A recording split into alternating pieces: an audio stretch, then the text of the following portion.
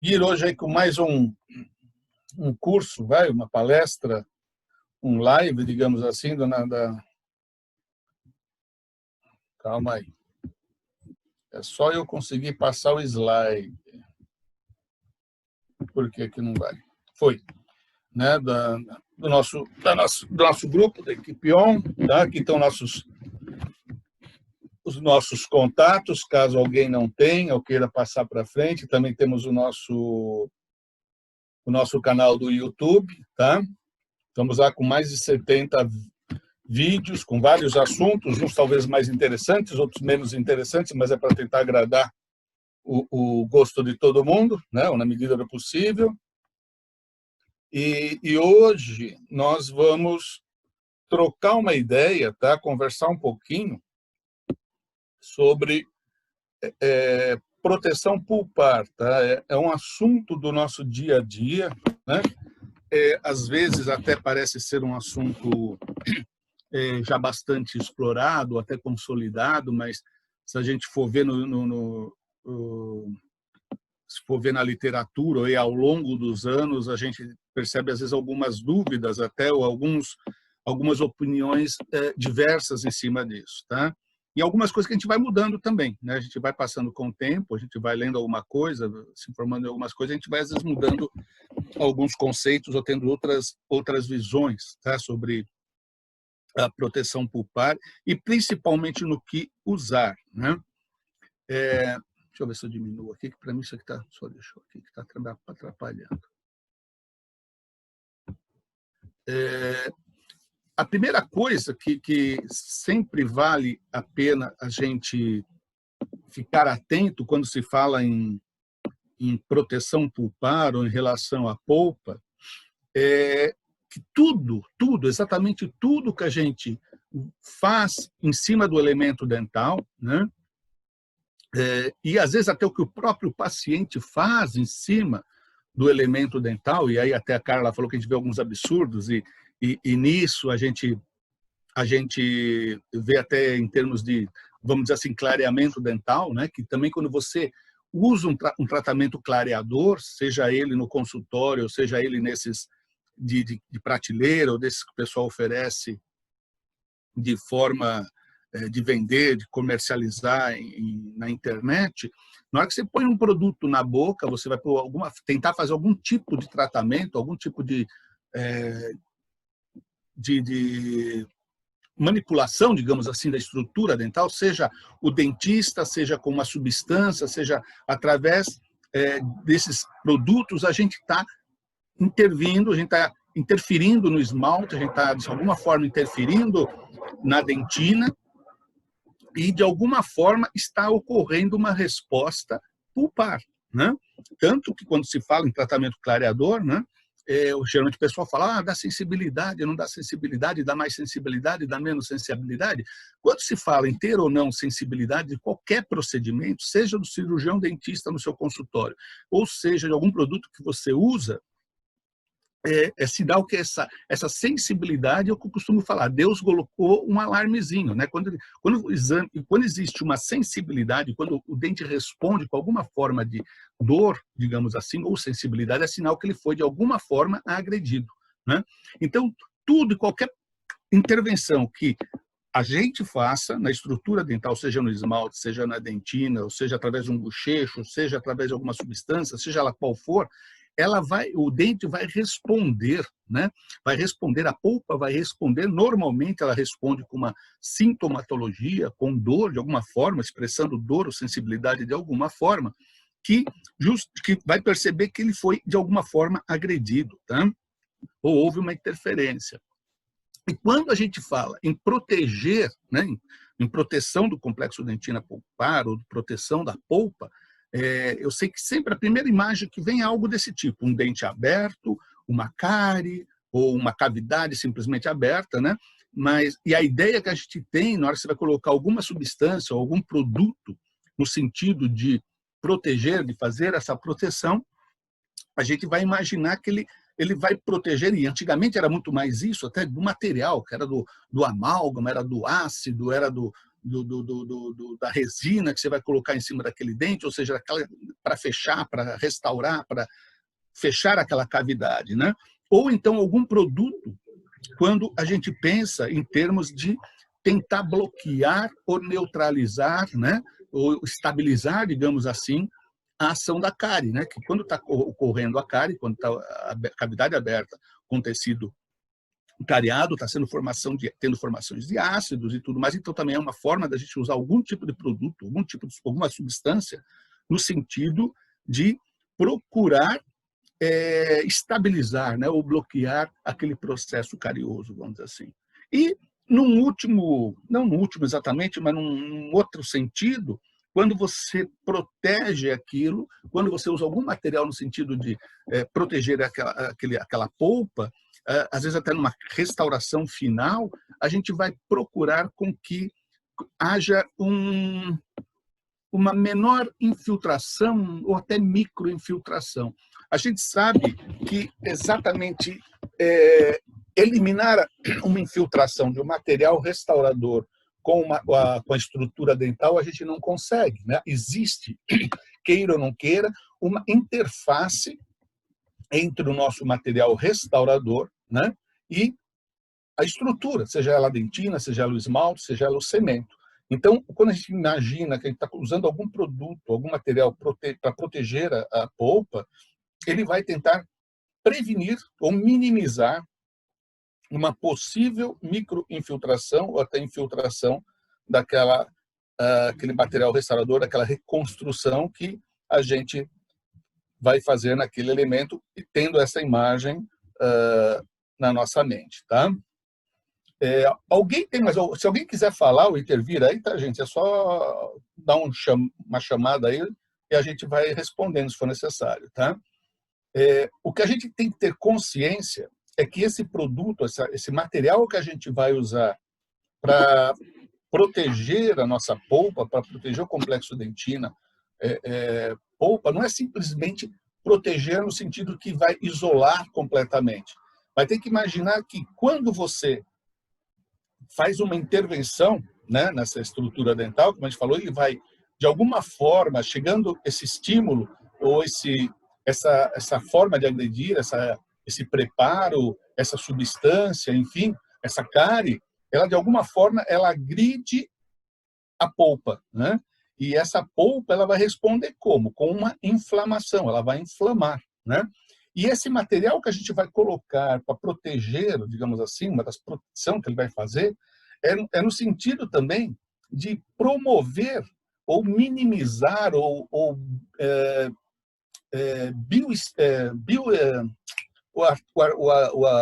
Tarcísio que está aí, quando a gente usa laser, né, o Tarcísio, a gente usa muito para fazer um controle, né, para você controlar o mecanismo da inflamação, né? Então, às vezes, a gente não está só protegendo de uma agressão externa, mas, de certa forma, qualquer agressão vai levar a um nível de inflamação, vai ter uma resposta inflamatória que é natural e necessária até para os tecidos se reorganizarem, para os odontoblastos serem estimulados para formar dentina secundária, terciária ou reparadora, né? Mas a gente também tem que usar uma substância no sentido que ele permita que a polpa use esses mecanismos para poder fazer o reparo, tanto da dentina quanto da polpa. Então, um grande problema, quando a gente fala não é problema, mas o que a gente tem que imaginar quando a gente faz a proteção do complexo dentina-polpa, quando a gente está fazendo uma intervenção na estrutura dental, é levar em consideração o estado geral do nosso paciente, a saúde desse paciente também, tá? Às vezes o pessoal pergunta, mas esse material é bom, aquele material é ruim, tem que fazer isso, fazer aquilo. Eu costumo falar que qualquer coisa, qualquer substância que você coloque lá embaixo, em contato com a próxima polpa, digamos assim, de alguma forma o dente vai reagir. E ele precisa ser sadio, tá? Então a gente tem que pensar o seguinte, a polpa sendo sadia, a polpa tendo em condições, e a gente não ultrapassando esse limite, né, de resposta pulpar, né, a ponto dela chegar a não ter essa resposta, o importante é assim, de alguma forma a gente vai fazer com que a polpa seja estimulada e ela possa responder. Tá? Então, qual é um produto melhor? às vezes não é o produto que seja melhor ou pior, mas de alguma forma um produto que não agrida e dê condições a isso que vocês estão vendo aí, dá condições ao mecanismo de reparo da dentina e da polpa. Tá? E aí nós vamos para aquela pergunta, né, que às vezes o pessoal fala, não, o que vai atingir a polpa, o que vai agredir a polpa é a cárie, ah não, é o ácido, ah não, é o motorzinho, enfim, né? Quem vai causar maior dano, né?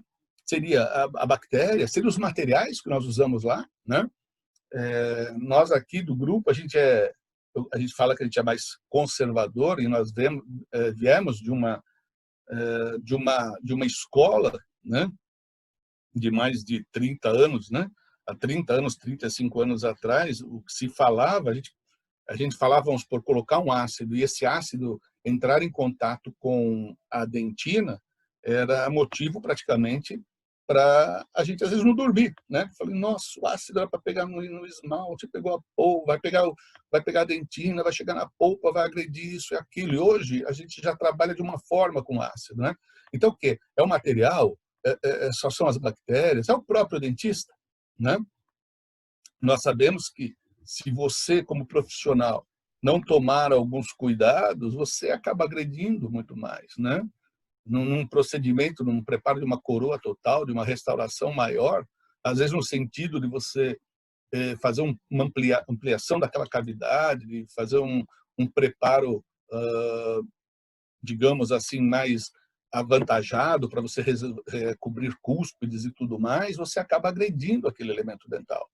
Esse conceito também tem sido bastante mudado, tem sido cada vez mais alterado, e hoje a gente faz realmente uma odontologia minimamente invasiva, né?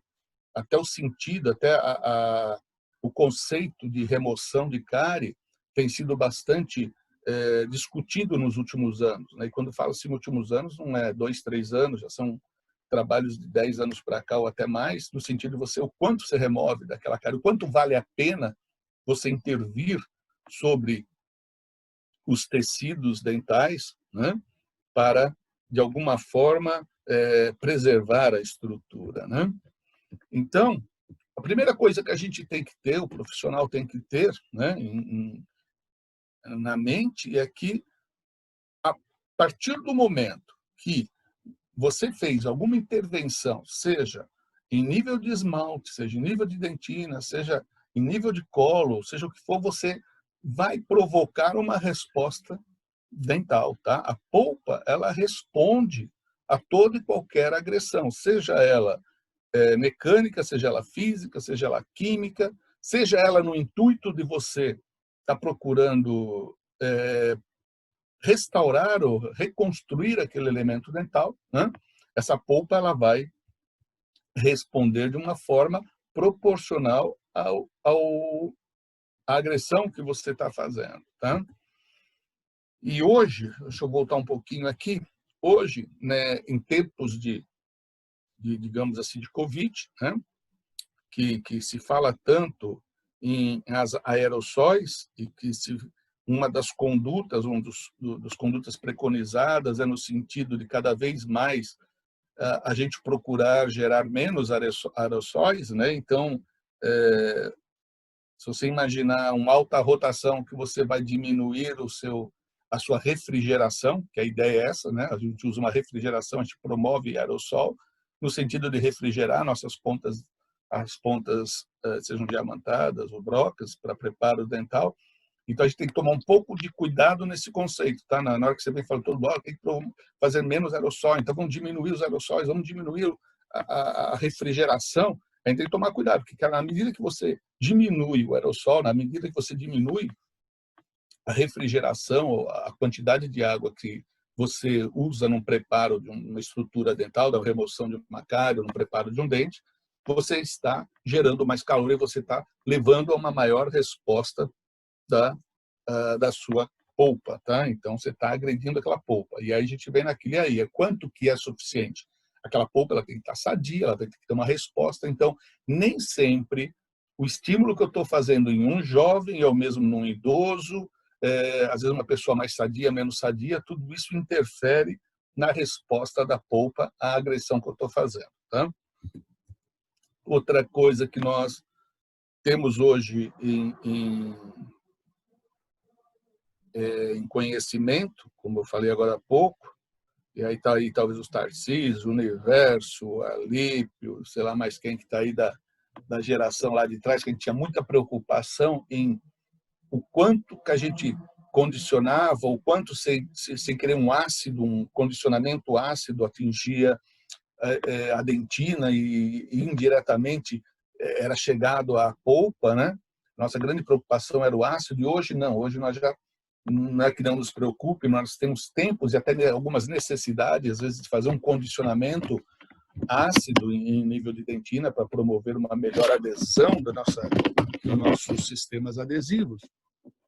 Nós temos o trabalho, até um trabalho recente, agora 2019, que o próprio adesivo, né, o adesivo ou os materiais resinosos, eles induzem à morte celular, né, a apoptose mitocondrial, levando por conta de estresse oxidativo. Então, hoje, uma preocupação que ainda é pouco falada em nível clínico, né? Talvez em acadêmico isso seja um pouco mais conversado, mas seriam os monômeros livres. Então, quando a gente está trabalhando com um material à base de resina composta, a gente sabe que esse material ele tem uma polimerização não de 100%, não é que você polimeriza um material, uma resina, seja ele um sistema adesivo, seja ele um material restaurador, a gente não consegue 100% dessa polimerização de todos os polímeros formados. Então, nós temos monômeros livres, e esses monômeros levam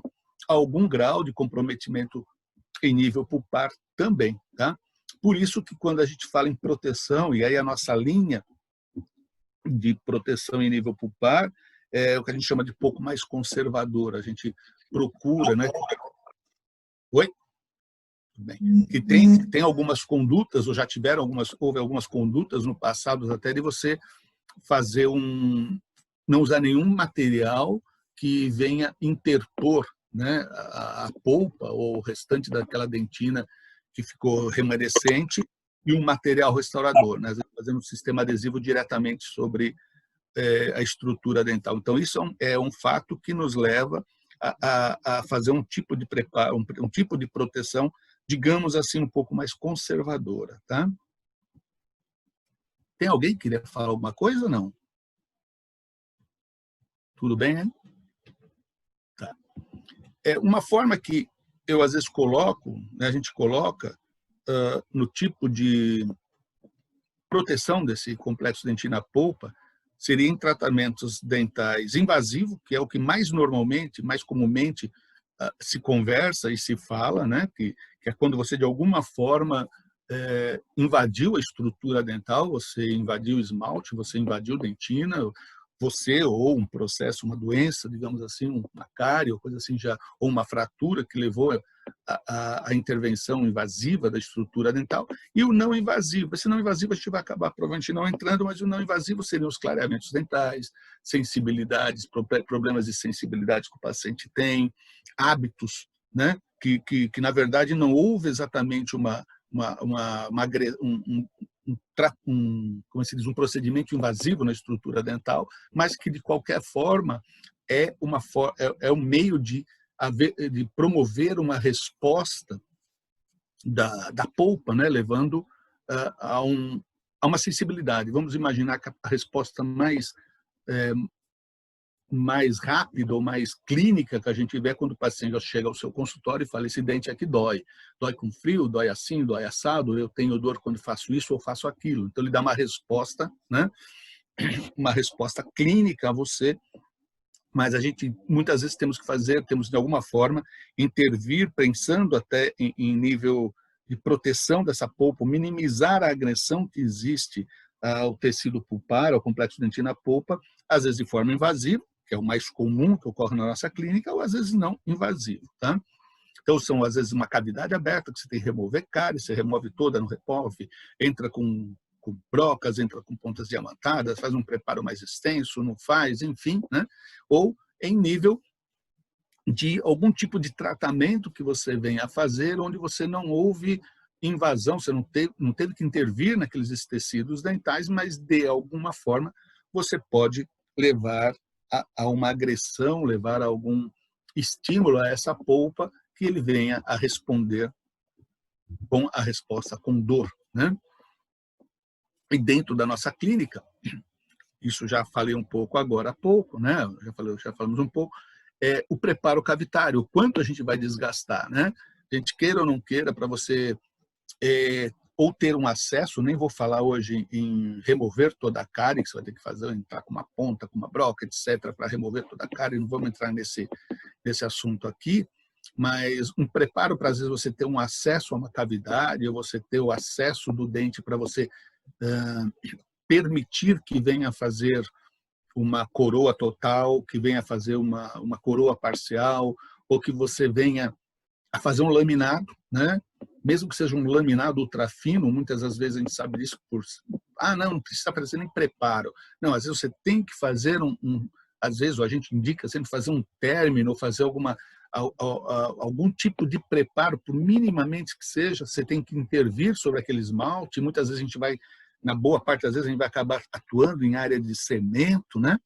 E você acaba podendo vir a agredir, né? O que eu chamo mais atenção hoje é em relação desse tempo que a gente está levando hoje, por conta dessa pandemia, do Covid, que a gente tem que pensar que precisa haver uma refrigeração. Tá?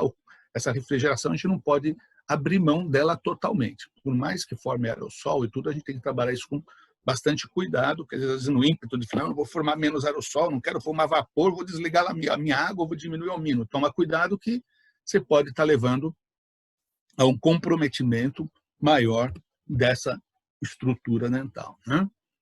E quando se fala em preparos, quando se fala em cavidade, né? Quando se fala em quanto eu vou intervir, a dúvida que sempre vem, os protocolos que existem em livros e trabalhos, enfim, o que a gente vai usar em cavidades rasas, médias, profundas ou muito profundas, né? Então, até às vezes o conceito do que é profundo e muito profundo, né?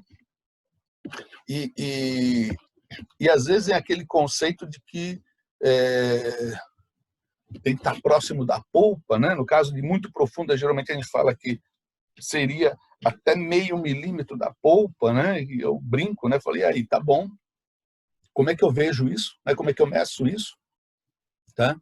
Então, tem muito um senso clínico, né? Então, a gente costuma, né, ou tenta para você tentar se localizar, se você pega um central inferior e vai comparar com um molar, por exemplo, o tamanho da cavidade, então, se olha uma cavidade, às vezes, num molar, ela pode parecer grande, ampla, mas nem por isso ela é exatamente profunda, né? E, às vezes, você pega uma cavidade que é pequena, clinicamente, você batendo o olho, né? Principalmente para quem é recém-formado, que tem poucos anos de formado e não tem aquela experiência clínica, né? Sempre é uma coisa que ajuda, você olha e fala, poxa, aquilo é pequeno ou é grande, né? Então, uma forma que a gente tem usado, vamos supor, na rasa, você até 1 milímetro da junção dentinária, olha o que você encontra na literatura. Agora, você imagina 1 milímetro da junção amelodentinária num central inferior, né? Num central inferior em nível cervical. Meu, você está próximo da polpa, tá? Então, esse conceito é muito mais acadêmico, às vezes, do que, né?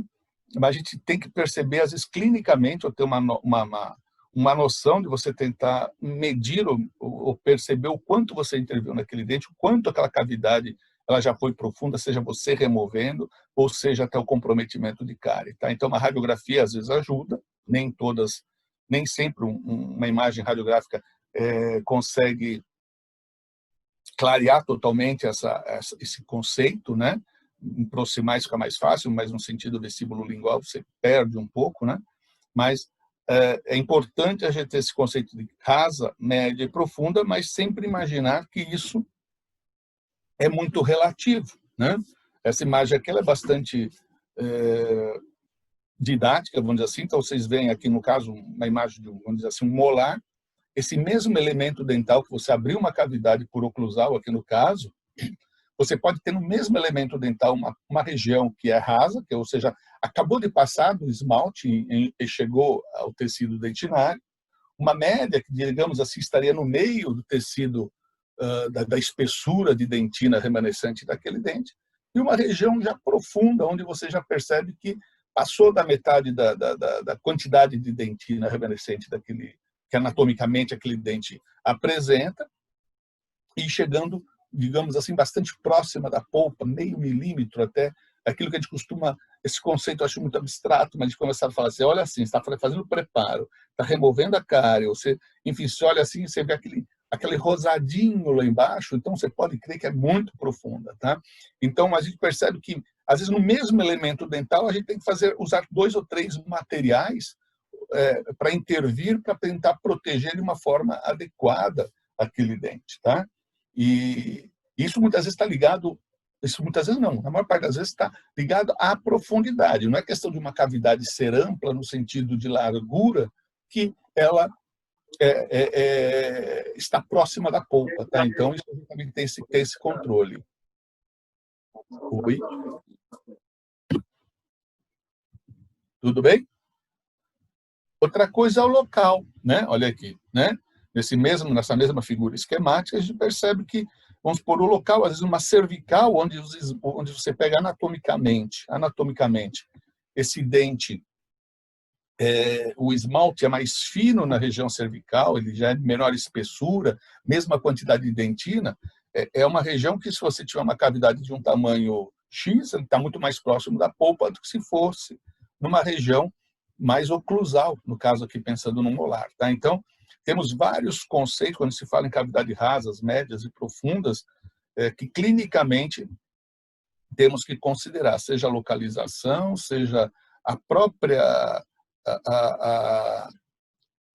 digamos assim, desenho da cavidade em relação à profundidade. Então, você não é porque você está removendo uma cárie e tem uma região mais profunda que você tem que levar aquela cavidade toda ela naquele nível. Então, você tem que preservar o máximo. Hoje a ideia é de preservar o máximo de estrutura dental sadia. Então, dá para preservar a dentina? Vamos preservar a dentina. Aqui já não tem dentina remanescente, ou então uma dentina muito comprometida, vamos removê-la, vamos deixar em desnível. Esse desnível, depois nós vamos repará-lo, vamos regularizá-lo, usando nossos materiais de proteção. Tá? E o local também, né? O local onde nós temos essa cárie ou essa intervenção instalada que nós vamos trabalhar, nós temos que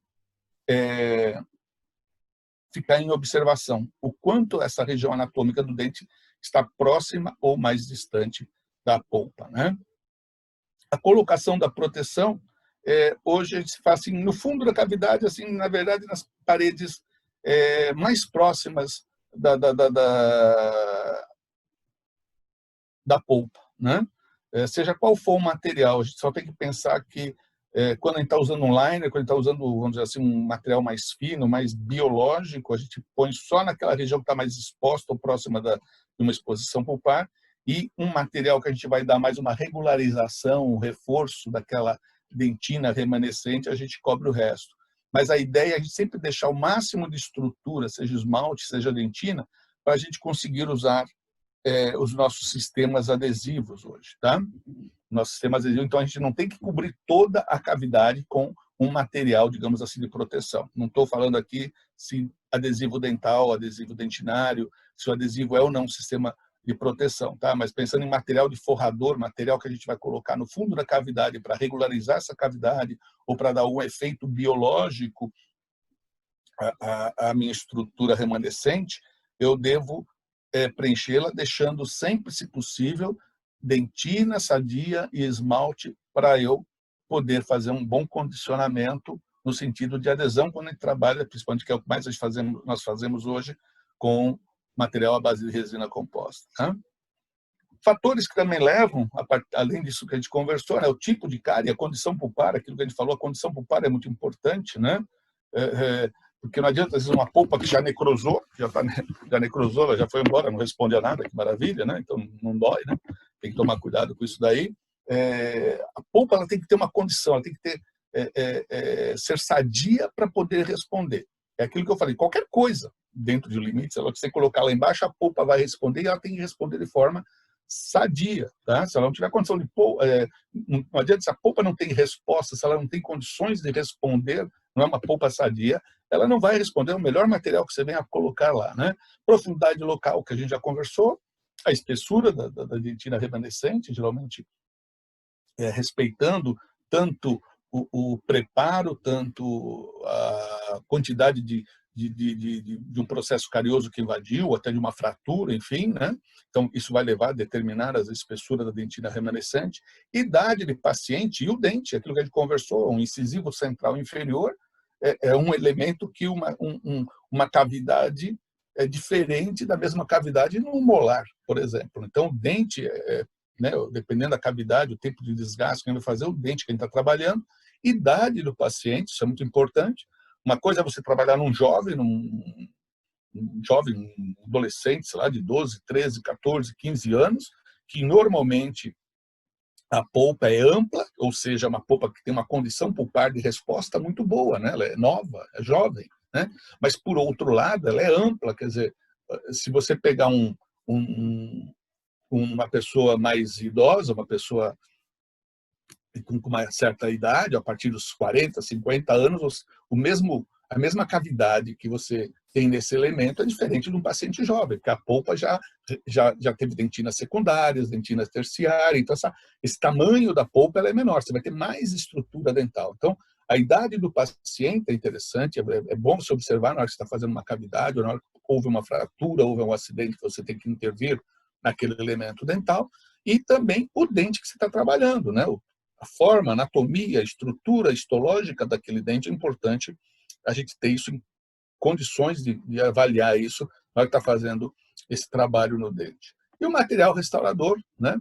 É claro que também é muito importante e interessante a gente saber qual material que a gente vai usar, se ele é mais biológico, se é menos biológico, se o tempo de condicionamento daquele dente, se é um material metálico, de repente, se é uma prótese que eu vou utilizar 2 ou triplos, vou usar metal e cerâmica, enfim, o quanto aquilo exige de restauração, de preparo daquela estrutura para usar, e também é algo que a gente deve levar e determina e muito a intervenção e aquele tipo de visualização que a gente vai ter de resposta pulpar ao procedimento clínico que nós vamos fazer, tá?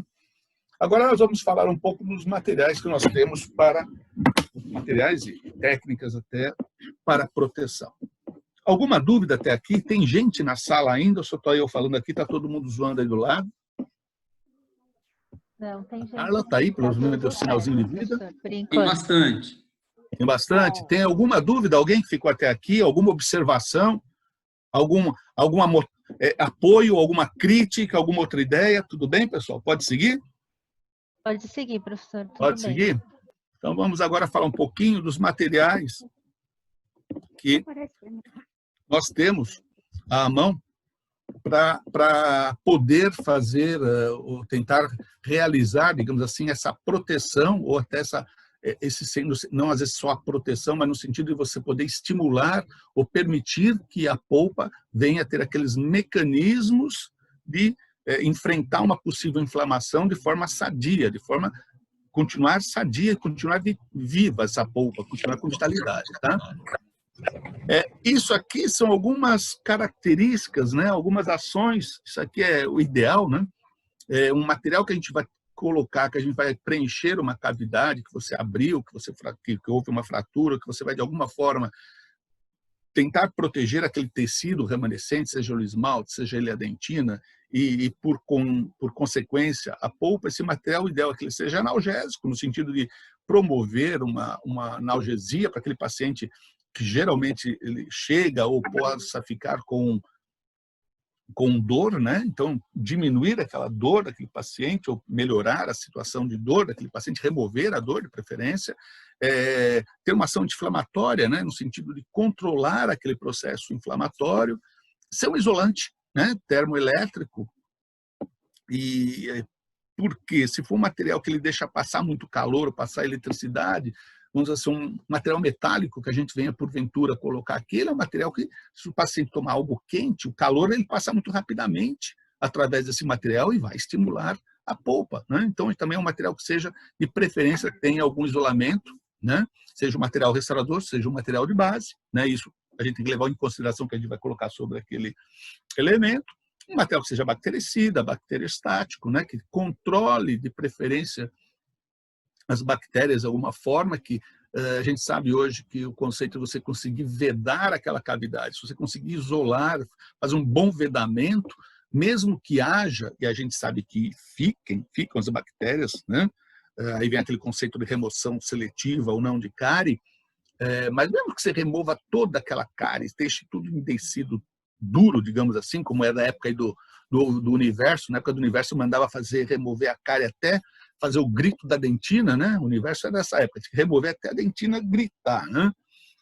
Mesmo ali, você não consegue esterilizar, né? Vamos falar francamente. Então, ficam bactérias, ou seja naquele tecido, naquela cavidade aberta, seja até naqueles túbulos que estão expostos, né? Então, a gente precisa de um material que, de preferência, tenha alguma ação bactericida, bacteriostática, né? E, se possível, remineralizante dentinário. Esse remineralizante dentário não é um material, tá, pessoal? Não é que eu vou colocar um cálcio e o cálcio forma cálcio, o ionômero com flúor forma cálcio. Não, não é isso. É um material que, de alguma forma, a gente volta naquele conceito anterior, que permita que aquela polpa que é sadia, a gente tem parte daquele pressuposto, o dente tem que estar sadio, o paciente tem que ser sadio, e ele responda de forma a formar tecido dentinário, tecido terciário, reparador, né? Esclerosante. Então, na verdade, são materiais que permitem essa remineralização, que permitam aquela formação de ponte de dentina, enfim. Eles dão condições para que a polpa responda de forma favorável, a ponto de manter a vitalidade e formar um tecido dentinário entre a agressão, seja ela uma cárie, seja ela um preparo, e a própria polpa, o tecido pulpar. Tá? Outras funções que nós temos desses materiais que nós usamos para a proteção da polpa seria como materiais temporários, né? Muitas das vezes se fazem necessários ainda, às vezes um paciente chega numa emergência no seu consultório, por algum motivo, ele teve que ser colocado ali entre um paciente e outro, você faz uma intervenção e você vai deixar ele com uma restauração temporária para voltar numa outra sessão para você fazer o trabalho de forma mais adequada, para estimular a reparação, como nós já falamos agora, né, a reparação pulpar ou dentinária.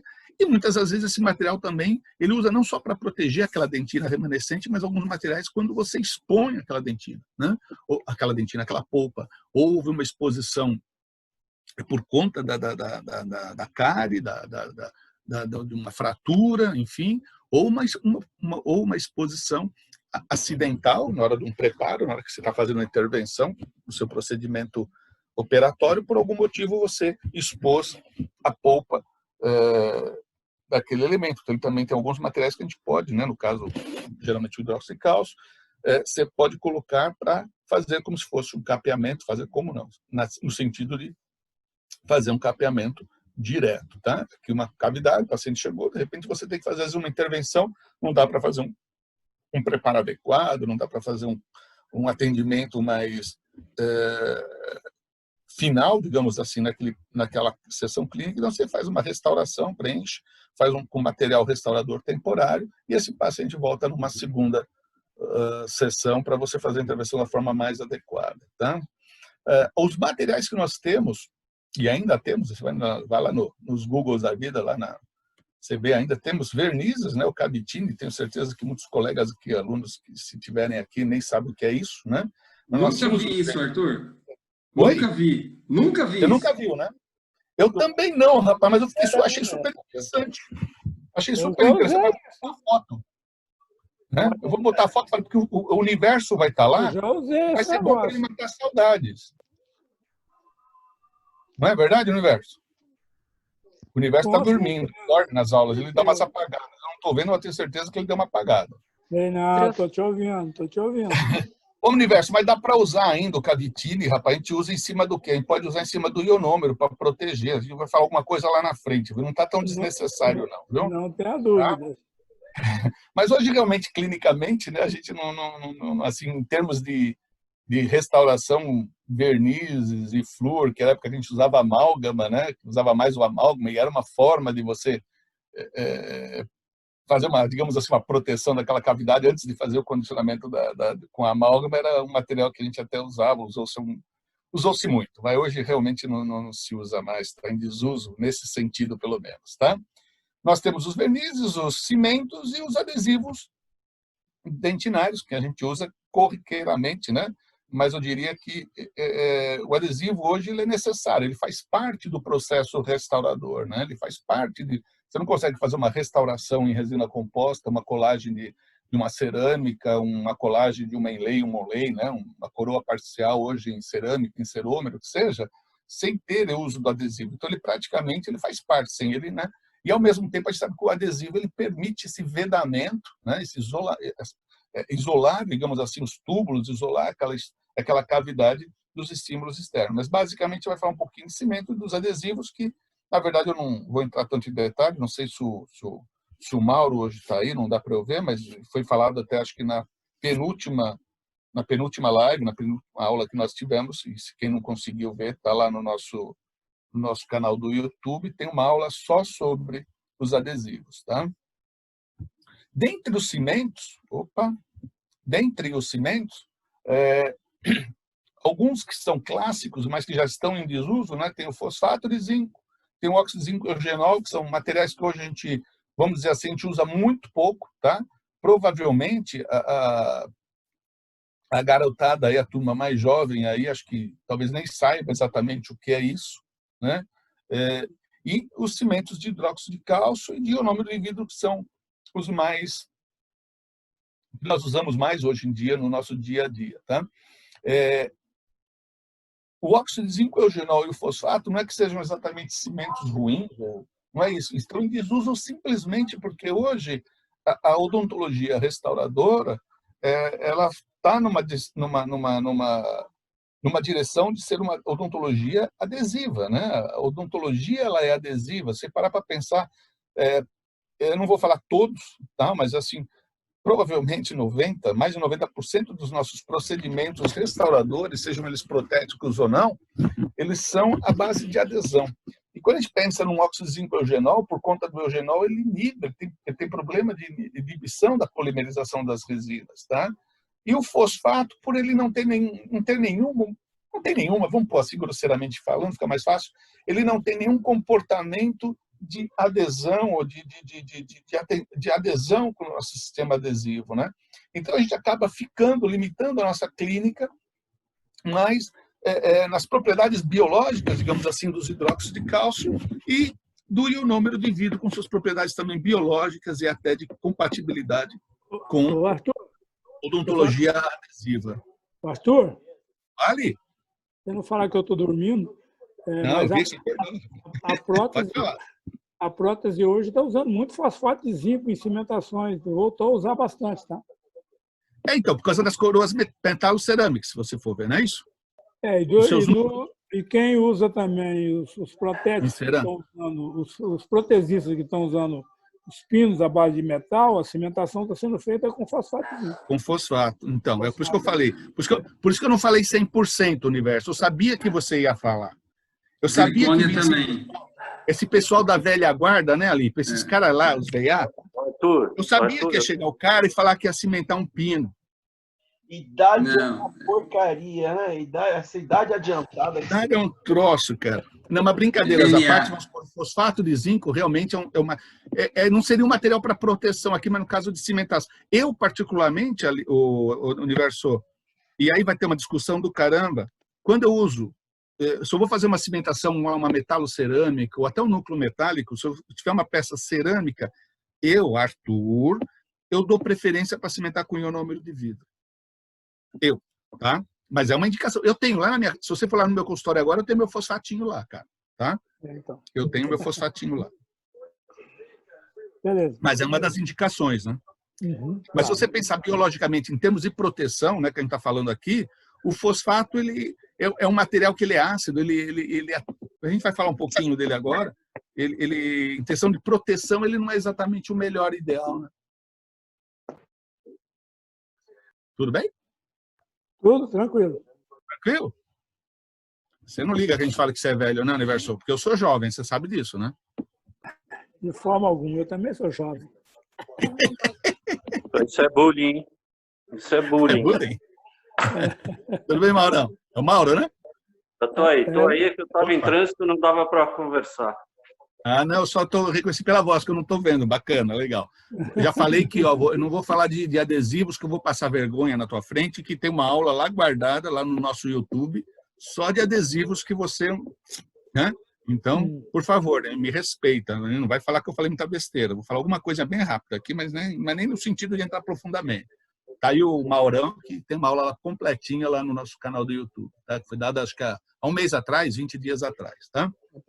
A aula está perfeita. Então, vamos lá. Nosso fosfato de zinco, como eu falei hoje, em termos de cimentação, né? Os protesistas, se você pegar um protesista e comparar com um especialista, um dentístico, né? Na área de dentística, temos procedimentos realmente diferentes, né? É interessante isso, ainda hoje, né? Eles acreditam menos na adesividade do que nós, a verdade é essa, tá?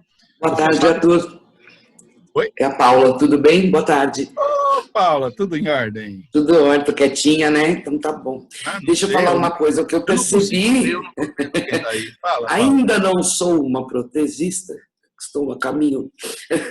Mas o que eu percebo, assim, eu vejo muito pessoal usando o fosfato de zinco, o cimento de zinco como provisório. E, assim, antigamente era usado como cimentação, depois eu percebi que eles estavam usando como uma colagem provisória, depois passaram para aqueles resina... Como é que chama? Aqueles dual, né? Cimento resinoso, isso. Cimento resinoso, e eu acho que até pela fluidez, eu acho. Eu ouvi já alguns comentários a respeito. Sim. Não posso comentar porque eu não coloquei ainda em prática, né? Só visualmente. Você não é clínica ainda, né? Ainda não. Não, mas o só protética. Então, é só o que eu acompanhei dos dentistas, né? Não, se você for ver, vamos supor, se você pensar em termos de cimentação de peças metálicas, aí o Universo vai falar muito melhor do que eu até, isso a gente brinca tudo, mas com certeza vai falar. Se você pegar a linha de protesistas, né, protesistas, quando ele fala protesistas, não são protéticos, são colegas que são os dentistas que são especialistas em prótese, vamos dizer assim, né? E quando você pensa em cimentação de peças metalocerâmicas, uma coroa metálica, etc., um núcleo metálico, a indicação é o cimento de fosfato de zinco, tá? Como material, tanto que quando se fala em cimentação de uma coroa, eu não sei se ainda se usa, Universo, você talvez até venha discutir isso melhor do que eu, como eu te falei. Falava-se em passar um verniz, não é isso? Não. Na realidade, os protesistas... Para que o ácido, né, quando é muito profundo, para o ácido do cimento não interferir na prótese. Lembra disso? Não sei se ainda se usa. Pode falar. Não. Hoje, os protesistas estão usando muito o cimento fosfato de zinco, mas para cimentações só intracanal. Quando você vai fazer cimentações de coroas, aí você usa os cimentos autoadesivos, né? É que intracanal se sabe que você não tem adesão nenhuma intracanal. Então, é não muito fraca. É muito fraca, quase não inexiste, né? Então, não teria sentido você usar um cimento adesivo dentro do canal. E o cimento fosfato de zinco é provado há mais de 100 anos que ele funciona. Então, por isso que eles estão voltando a usar. Mas intracanal só. O pessoal que não faz o processo de silicatização da zircônia também não usa o fosfato de zinco em zircônia? Também usa. Também, né? Também estão usando. Em zircônia, sim, ele é um indicado. Ele é o cimento ou ionômero de vidro. É que eu falo, se você me falasse, Arthur, que você vai cimentar um fosfato, um ionômero, pensando em cimentação, hein, gente? Ó, o assunto saiu um pouco de proteção, tá? Para quem, de repente, alguém que... Não, é que às vezes tem colegas, alunos, às vezes, de repente, começa a confundir. A discussão aqui está sendo em cimentação, né? A aula é sobre proteção, só para não perder o norte da coisa, tá? Eu, por exemplo, eu dou preferência, eu gosto de usar ionômero de vidro para cimentação, mesmo intracanal ou eventualmente se fosse fazer uma peça cerâmica, uma encerã, por exemplo, mas é uma opção minha, tá? Mas é um material de indicação. Eu sei que vão discutir solubilidade, resistência, o DH4, né? Tá? Tudo bem, gente? Alguém ficou meio perdido na discussão, não? A Paula, ela interviu, né? Mas acho que ela se localizou. Realmente, Paulo, você tem razão. Eu uso muito pouco, tá? Mas como eu falei, se você for lá na minha gaveta agora, você vai ver que tem um fosfato. Eventualmente, para fazer uma restauração provisória, um enchimento de uma cavidade que por algum motivo eu não optei por ionômero, vamos dizer assim, eu posso preencher com fosfato como um material temporário. Tá? Eu te entendo, sobre minha gaveta ali também vai ter um, apesar de eu não ser clínica ainda. Eu sei, eu entendi. Mas uma preocupação que a gente tem que ter com o fosfato, por exemplo, é a acidez dele, tá? Ele tem um pH ácido e, vamos dizer assim, as moléculas dele, vamos dizer assim, você fala, pô, mas o ionômero também é ácido, né? Só que as moléculas do ácido do ionômero, que é um ácido poliacrílico, um ácido orgânico, elas são maiores. Então, ela não atravessa tão facilmente, ela não tem difusão na dentina, enquanto o fosfato de zinco, ele tem né, o pH 3 minutos em torno de 4, mas ele tem um pH ácido que, se você for fazê-lo como proteção, às vezes até como cimentação num dente vitalizado que está muito profundo, né? Tanto que, sim, como eu falei por o universo, eu li em livros, eu não lembro disso porque não é da minha época, mas falava-se para passar um verniz quando era muito profundo e fosse cimentar por conta da acidez dele, porque o ácido dele ele permeia mais facilmente a dentina e poderia vir a agredir mais facilmente a polpa, tá? Mas é um material que tem uma boa resistência mecânica, tudo, né? Bom isolante térmico, mas o grande problema do cimento de fosfato de zinco seria o quê? A acidez dele, o pH dele, tá? Que ele é um material, vamos dizer assim, considerado agressivo. Tá? E outra, hoje em dia, pensando em odontologia adesiva, ele não tem, vamos dizer assim, nenhuma adesão, nenhum mecanismo de adesão junto com o sistema adesivo. Ou é muito pobre, para não dizer que não é nenhum, caberia um imbricamento mecânico, etc, etc. Tá? Então, é um material que a gente usa muito pouco. Tá? Tudo bem, pessoal? Estou passando o óxido zincogenol, né? Você viu, deu mais legal, gerou aqui uma conversa bacana, sempre saudável, é sempre interessante trocar algumas ideias sobre isso. O óxido zincogenol é outro também, se você for lá na minha gaveta, né? Eu sou da geração, né, Universo? A gente tem lá, de repente, não sei se o Universo tem, mas eu tenho lá sempre um óxido zincogenolzinho lá no fundo. Tá Uso tudo muito. lá. Tem lá, não? Você também tem, cara, pensei que só fosse eu. É muito bom. A gente brinca, né? É o melhor material analgésico. Não tenha né? dúvida. Fala aí. Oi. A gente brinca, eu brincava assim, bem lá atrás a gente falava assim, você tendo um cimento de óxido de zinco e uma resina acrílica, a gente resolvia 99% das situações clínicas do nosso dia a dia, né? Mas o grande problema do óxido zincogenol, o que é? Ele é um bom material analgésico, né? Tem uma... Não é bem analgésico o nome, fugiu agora o termo.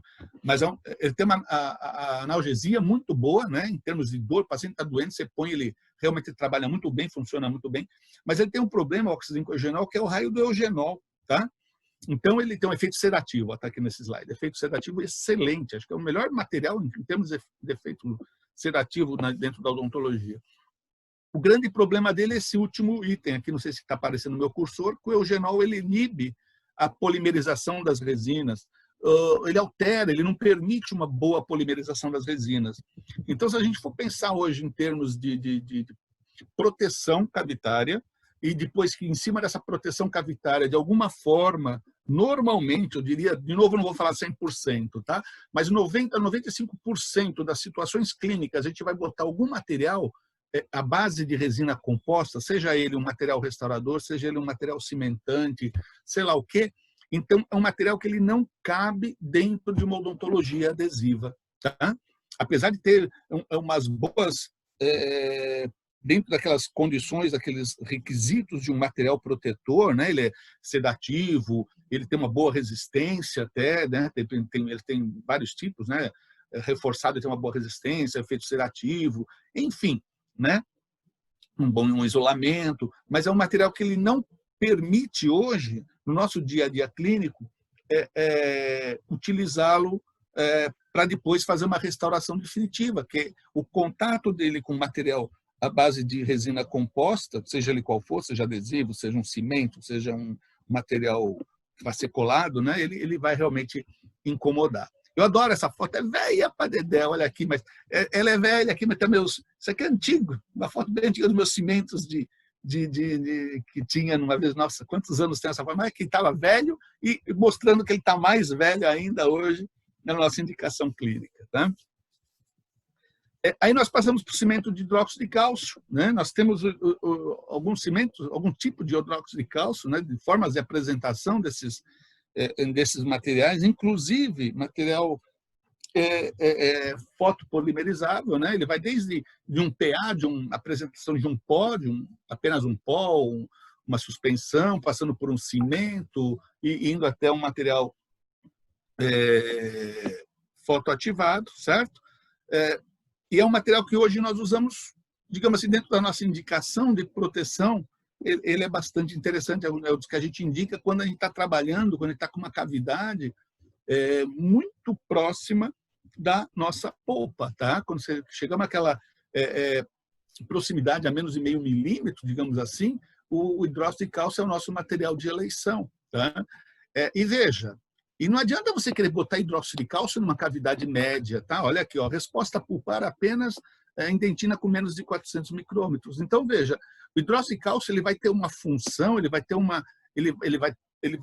atividade, ele vai permitir que a polpa seja estimulada e formar aquela ponte de dentina, por uma necrose pulpar ali, etc., aquela superficial do camadeiro odontoblasto, mas quando ele está próximo da polpa. Então, não adianta você, numa cavidade média, falar assim, eu vou colocar hidróxido de cálcio porque eu acho bonitinho, vai ter cálcio para minha dentina, eu vou botar um material com cálcio. Não, não. O hidróxido de cálcio, ele só tem resposta quando ele está próximo da polpa. Por isso que a gente, quando fala, vou usar hidróxido de cálcio, eu vou usar em cavidades muito profundas e só naquela região mais próxima da polpa, porque senão ele não tem função. Tá? E outra coisa, o hidróxido de cálcio, ele é um material frágil. Tá? Ele é um material frágil, ele é fraco, se for pó, com certeza. Mesmo aquele de pasta a pasta é um material frágil, ele fratura, ele não tem uma boa resistência mecânica, ele não tem adesão à dentina. Então, todo hidróxido de cálcio ele tem que ser coberto, ele tem que ser revestido por um material mais resistente. Tá? Então, você não vai colocar só o seu hidróxido de cálcio e vai condensar o amálgama sobre ele. Você não vai colocar só o hidróxido de cálcio e colocar o sistema adesivo e uma resina composta sobre ele. Por quê? Se você condensar o amálgama, eu sei que é muito pouco usado hoje, mas você vai fraturar na hora que você condensar o amálgama. Se você for fazer um sistema adesivo sobre o hidróxido de cálcio, o que acontece? Ele vai se dissolver, ele não tem resistência, ele vai solúvel. Tá?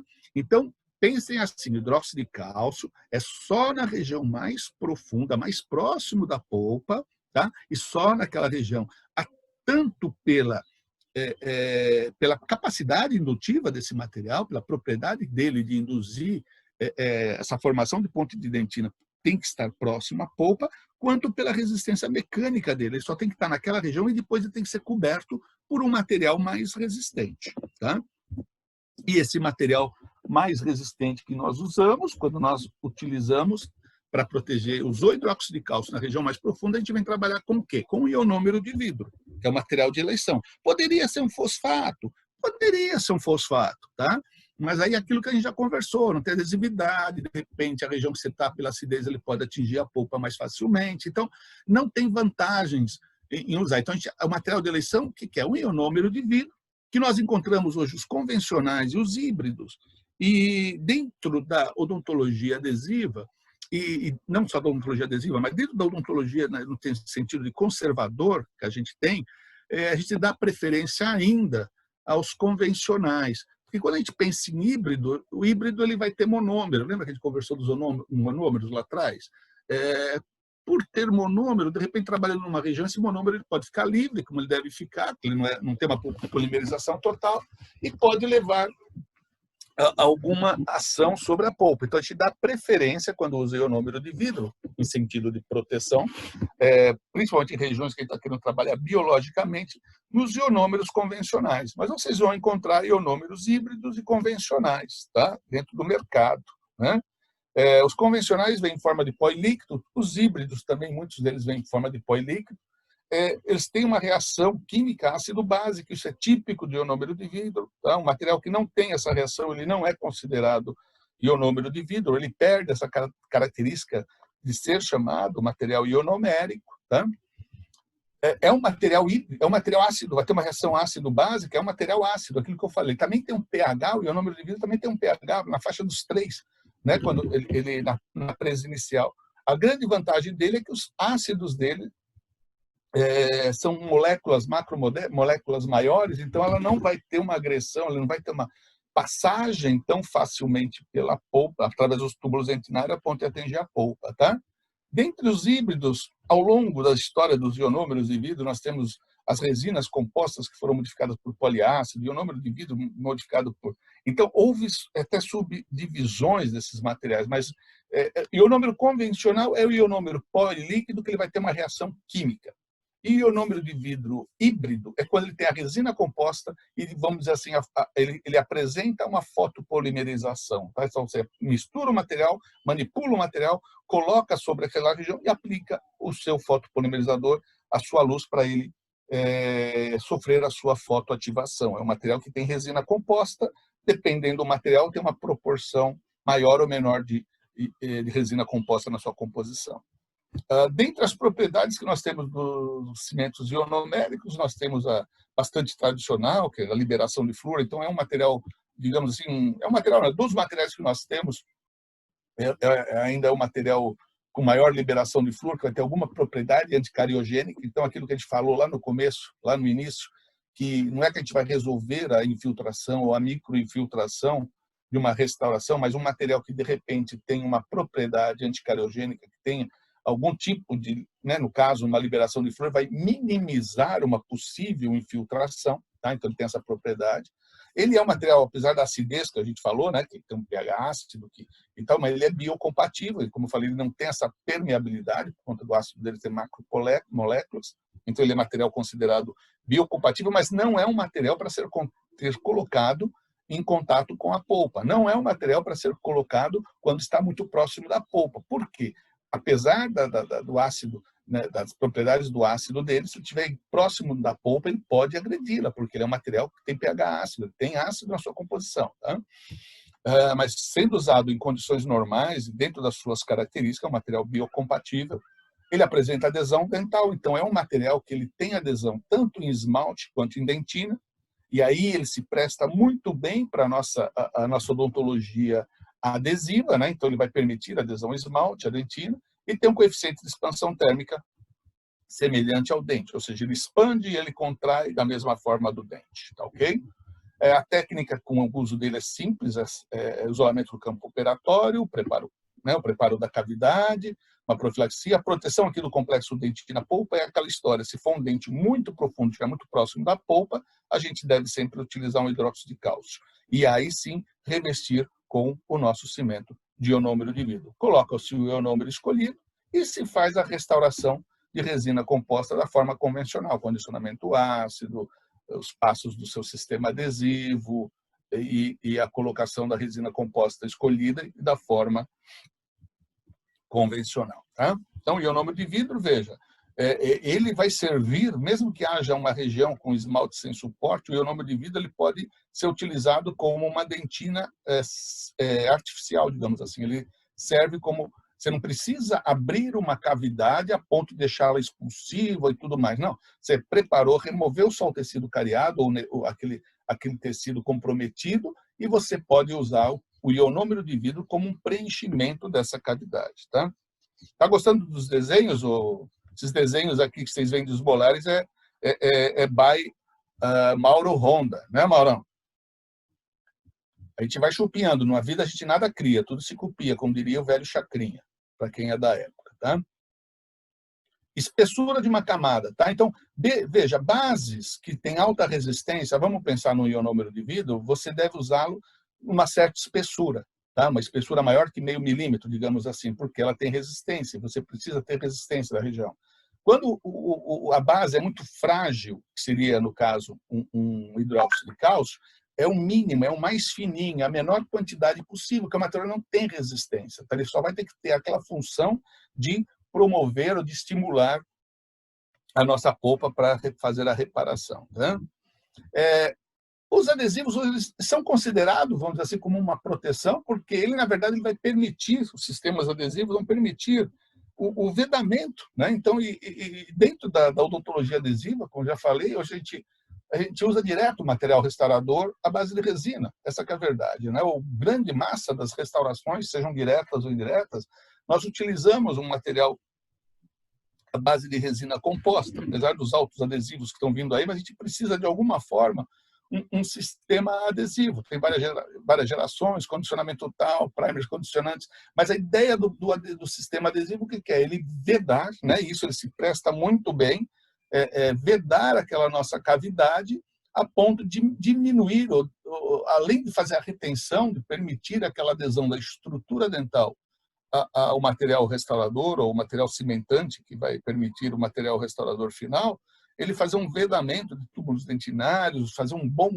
vedamento em nível de esmalte para que nós não tenhamos ou tenhamos muito pouca infiltração ou problemas com infiltração daquela restauração. Então, é um material hoje de melhor resistência de união dentina e esmalte, inibe microinfiltração, uma retenção micromecânica através da hibridação da dentina, quando a gente fala em adesivo. Hoje são os materiais, os adesivos que a gente chama até de universais, eles aderem em tudo, né? Até metal, a gente tem essa possibilidade desses materiais, então até alguns materiais a gente pode cimentar hoje peças metálicas, hoje não, só hoje, há muitos anos, usando um sistema à base de resina composta e, por consequência, usando um sistema adesivo para permitir essa cimentação. E tem uma boa longevidade, e aquela história é um material biocompatível, mas a gente sabe, como já conversamos lá atrás, que existe uma certa citotoxicidade desse material. Ele não é tão inerte, ou tão ingênuo, ou tão inocente. Tá? Qualquer material à base de resina, a gente sabe que ele pode levar a algum comprometimento, digamos assim, pulpar, alguma resposta pulpar não tão favorável. Tá?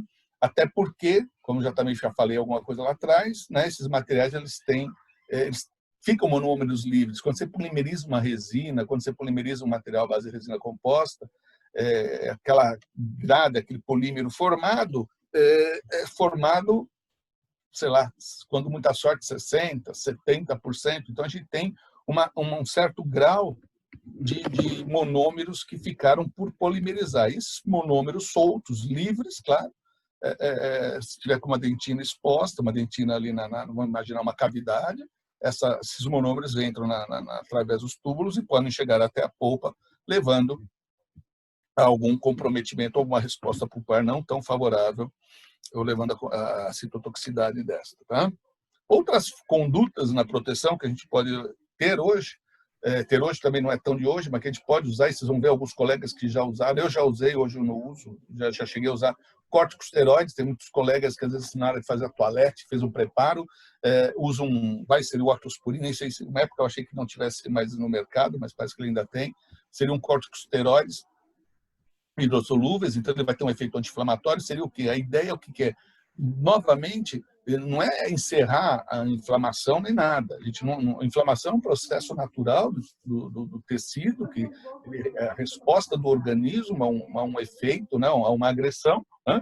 Então, a gente vai usar esse corticosteroide, se você usar um ortosporin, uma bolinha de ortosporin por 5 minutinhos numa cavidade aberta, é no sentido que de tentar diminuir a resposta. Então, você fez um preparo, você fez uma agressão àquela cavidade, ou àquela estrutura, aquele dente, né, e levou uma resposta pulpar, então você vai usar pode usar um corticosteroide, no caso o ortosporin, no sentido de diminuir aquela resposta, de controlar aquela resposta fisiológica, aquela inflamação, né, no sentido de controlar para depois você fazer uma aplicação de hidróxido de cálcio, de ionômero de vidro, enfim, fazer a restauração da forma convencional. Então, pode-se usar esse tipo de recurso, um corticosteroide, no sentido de controlar essa resposta pulpar.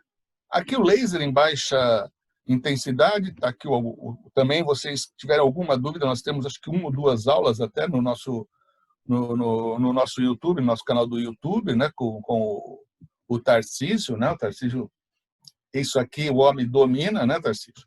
Quem sou eu para falar? Mas, ó, vem dessa tabelinha, aquele meu conceito, tá, Tarcísio? Tá?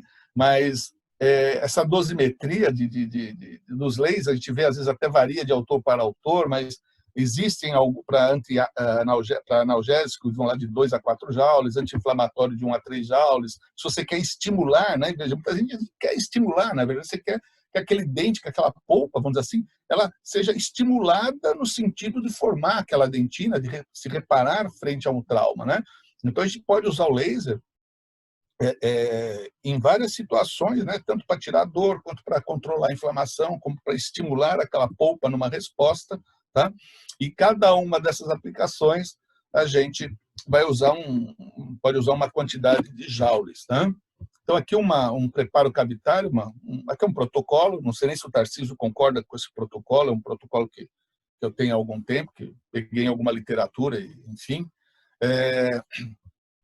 Você vai, durante o preparo, você pode aplicar, olha, né, para diminuir a situação dolorosa, a sensação dolorosa, aumentar a velocidade da dentina reacionária, você vai estimular aquela polpa, vamos lá, uma dose de 2 a 4 joules na parede pulpar. Você fez o preparo,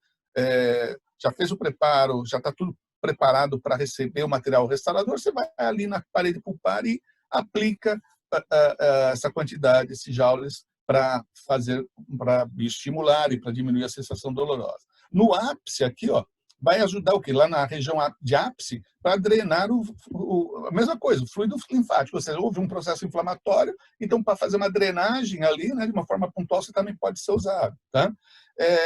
Essa posologia de 3 a 4 aplicações, de 72 horas entre elas, eu diria que é em casos que houve uma resposta sensível ou algum comprometimento para você seguir. Normalmente, não sei se você quiser falar alguma coisa, Tarcísio, por favor, tá? Isso aqui eu uso o protocolo na conduta clínica.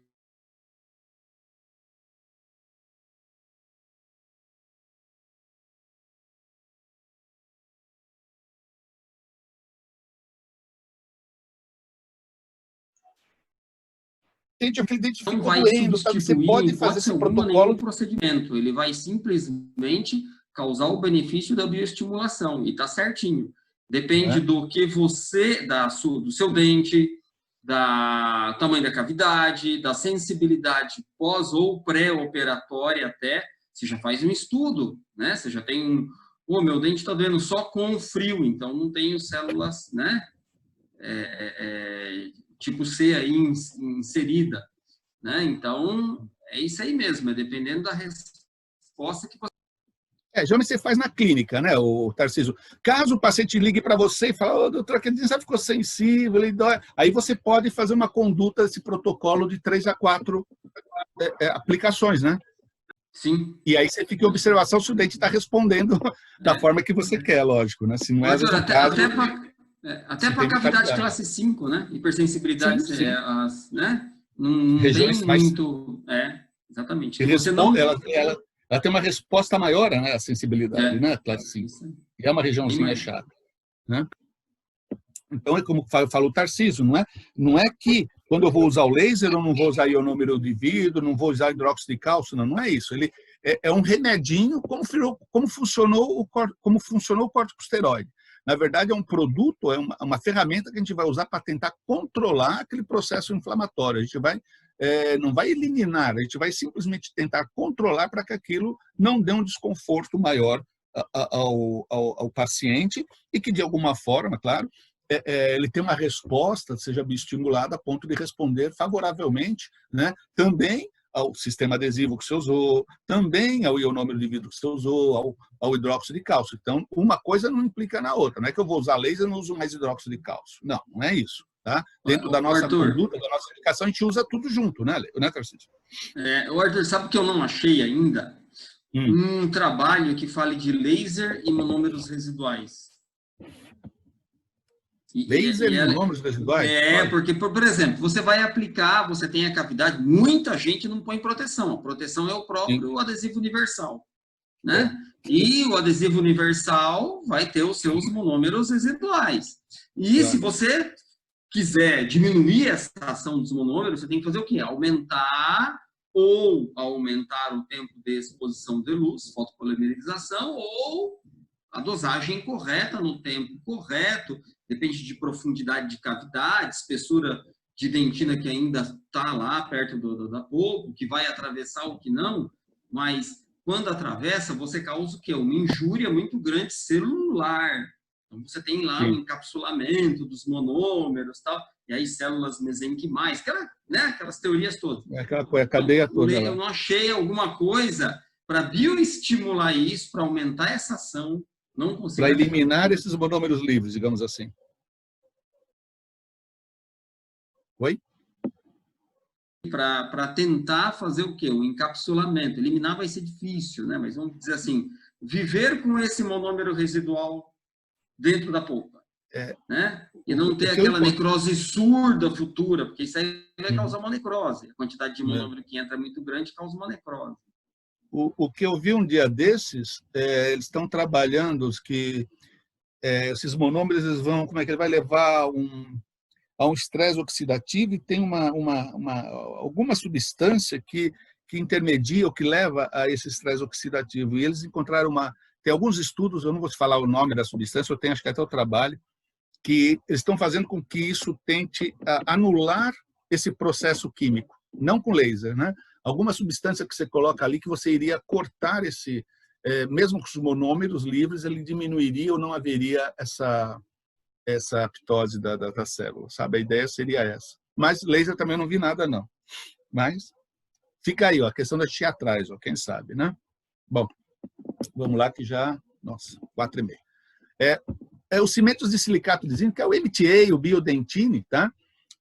São materiais que o biodentine também, hoje nós temos no nosso mercado, já deve ter uns 4, 5 anos, mas o MTA é o mais conhecido, né? Que já está desde os anos 90, né? Esses dois materiais trabalham muito semelhantemente, são duas marcas, vamos dizer assim, o MTA e o biodentine, mas na verdade são materiais que são cimentos de silicato de zinco, né? A base deles, tá? Eles têm um pH básico, tá? Hoje o MTA ele está com uma presa bastante adequada, mas no início, quando os primeiros produtos à base de MTA, eles tinham uma presa inicial de, se não me engano, era quase 3 horas, tá? Acho que era isso, quase 3 horas, era bastante longa, né? Então era um material ruim de você trabalhar, no sentido, né, de você botar um outro material em cima dele, né? E aí veio o biodentine, que vocês vão ver que as propriedades são muito semelhantes e tinha uma presa um pouco mais rápida e tudo mais, mas são materiais que eles usam muito mais para perfurações, na endodontia se usa muito, mas também em nível pulpar, até exposição pulpar, ele viria, e a gente vê trabalhos na literatura, na verdade, acho que todos os que eu vi, alguns levantamentos, alguns compilamentos de trabalhos, todos eles são... o hidróxido de cálcio, digamos assim, é entre aspas, o padrão ouro. Todo vai comparar em relação ao hidróxido de cálcio a formação ou não de ponte de dentina, ou daquela resposta à polpa, principalmente em dentes expostos, né? E o MTA, né? Esses materiais, e acho que até mesmo o biodentino, eles têm vindo mostrar que a resposta deles é superior, né, ao hidróxido de cálcio, tá? E vocês vejam, né? A gente às vezes pensa assim, né? Às vezes aquela história, paciente mais jovem, tudo mais. Esse trabalho é um trabalho de antiguinho, né? Já tem uns 12 anos, 2008. Tem vários casos nesse trabalho, e mostrando, né, 5 anos de acompanhamento, um paciente de 29 anos, né, e um molar, quer dizer, às vezes você fala, né, um paciente jovem, ele respondeu muito melhor por causa da polpa assim assado. Mas tem até trabalhos com pacientes não tão jovem, é lógico, mas não tão adolescente, né, e com acompanhamento legal, com resposta de 7 anos, com uma resposta bastante interessante em nível de polpa, manter a vitalidade da polpa, tá? A técnica com esses materiais, você expôs a polpa, contém, né, o sangramento, aplica esse MTA o biodentine sobre a polpa, e sobre tudo isso vem o ionômero de vidro e uma restauração com resina. Tá? Então, quando se fala em MTA ou a biodentine em relação à proteção pulpar, digamos assim, seria para você usá-lo em relação ao hidróxido de cálcio. O grande problema, o biodentine, que é da Septodonte, né? Você vê igual, radiopaco, a presa logo depois de 12 minutos, hoje é semelhante ao... O grande problema é o custo, tá? Se você comparar um custo de um hidróxido de cálcio com esse tipo de material, é complicado, né? É um capeamento, vamos dizer assim, se você falar, vou começar a usar no meu consultório, sempre tiver muito próximo, coisa parecida, eu vou usar o custo dele é alto, né? O hidróxido de cálcio é um material com custo bastante barato, tá? E muito prático de você usar, digamos assim, tá? Então, aqui só para a gente dar uma encerrada, tá? Fechar a aula, que já senão a gente estende muito. Então, dentro de um preparo, dentro de um tratamento aqui dito invasivo, no sentido que você fez uma cavidade, você encontrou uma cavidade aberta, né? Você vai fazer o quê? Vai fazer o preparo, tal, lavagem da cavidade, você vai fazer a aplicação do forramento e a restauração, né? Quando a gente usa o ionômero de vidro, eu não falei lá atrás, ficou aqui, a gente hoje cada vez mais, eu já teve uma época que eu usava, aí depois eu larguei mão, vou ser muito franco para vocês, eu não usava há muito tempo, e hoje a gente percebe que realmente você, parece que as bulas, vamos dizer assim, o protocolo dos fabricantes e tudo, a gente pode usar um ácido, que seria um ácido poliacrílico, em torno de 10%, tem até de 20 e poucos por cento, que você faz o quê? Quando você preparou a cavidade, é como se fosse um primer. É um primer, digamos assim, que quando você vai usar o ionômero de vidro, antes de usar o ionômero de vidro, você pode fazer aquele pré-tratamento daquela dentina para manter aqueles smear plugs e melhorar, favorecer a adesão do seu ionômero de vidro, tá? Então, você preparou a cavidade, aí você pode usar o seu laser, né, de baixa intensidade, né, de 2 a 4 joules, tal, como a gente falou na cavidade, uma vez, só faz aquele protocolo caso haja uma resposta não favorável daquela restauração, ao final daquela restauração. Cavidades profundas, lava, seca, tudo. Vamos aplicar o nosso hidróxido de cálcio, depois usamos o nosso cimento de ionômero de vidro, e aí entramos com o nosso condicionamento, o nosso sistema adesivo, certo? E a nossa fotopolimerização e a nossa restauração final, né?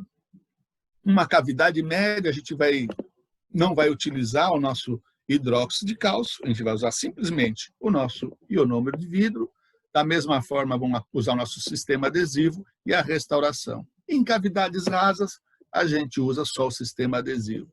Tá? Eu diria que hoje, até algumas cavidades médias, a gente está usando praticamente o sistema adesivo. Mas vamos lá, o clássico, tá? De proteção de cavidade, de proteção com os cimentos e materiais que nós utilizamos, o clássico é: você fez o preparo, removeu o tecido cariado, limpou a cavidade, na parte mais, na região mais profunda, mais próxima à polpa, vamos colocar uma pequena quantidade de hidróxido de cálcio cobrindo aquela região, depois fazemos o preenchimento, fazemos uma base com o nosso cimento de ionômero de vidro, fazendo aquele pré-tratamento, caso acha necessário, e aí fazemos a nossa restauração final. Então, resumindo, rasa, adesivos, média, ionômero de vidro adesivo, e profunda, hidróxido de cálcio, ionômero de vidro, e o nosso sistema adesivo e a nossa restauração. Acho que era isso, tá? Estão aqui os nossos contatos. Como eu falei para vocês, temos no YouTube, quem ficou em dúvida, vamos pôr em relação ao sistema adesivo, ou quiser aprofundar, tem uma aula só de sistema adesivo com o Honda, o professor Honda. Em relação aos lasers, nós temos, acho que são duas, né? Acho que uma foi do Static Day, né, o Tarcísio, e uma outra só de laser. Então, duas, tem acho que 2 vídeos lá de laser, sobre uso de laser com Tarcísio, tá? E por aí vai. Qualquer coisa, estamos à disposição, precisando entrar em contato, manda um e-mail, entrar no Face, enfim. Não é difícil encontrar a gente. Se tiver alguma dúvida, a gente pode conversar. Quem que está aí? Pronto.